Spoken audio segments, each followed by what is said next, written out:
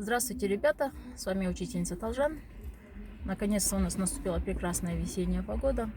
И сегодня мы с вами запишем видео, которое я уже вам обещала, наконец-то, как можно образовать отрицательное предложение. Чтобы образовать отрицательное предложение, мы должны вспомнить, что такое утвердительное предложение. Это когда человек утверждает: да, я учитель, да, ты ученик и так далее.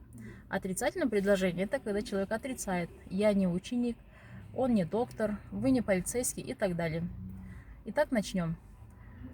Вспомним, как будет «я ученик» по-казахски. «Я ученик» – это «мен окушы мын». Всегда помним вместе, всегда с окончанием. Теперь, как сказать «я не ученик»?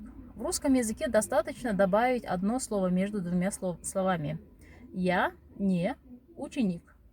И это слово «не» делает предложение отрицательным.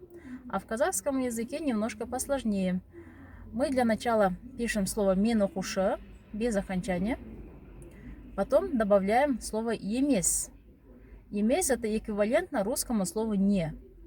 И обратите внимание, это слово «не» стоит не перед словом «ученик», а после слова «ученик».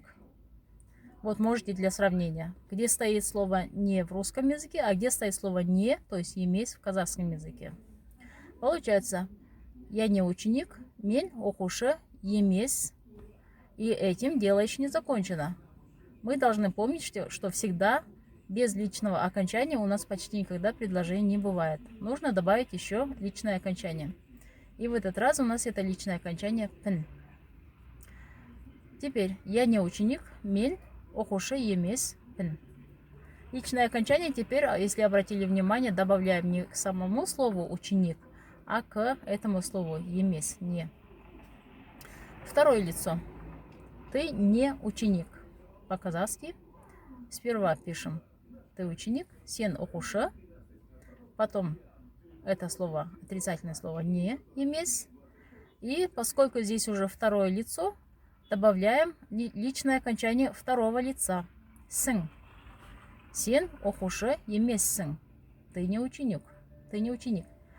Вторая вежливая форма. Вы не ученик. Вы, сіз, ученик, окушы. Вы не ученик, сіз окушы емес.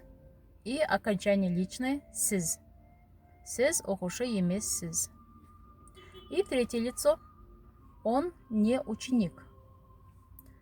Он, ол, ученик, окушы. Обратите внимание, пока по-казахски мы не говорим «не».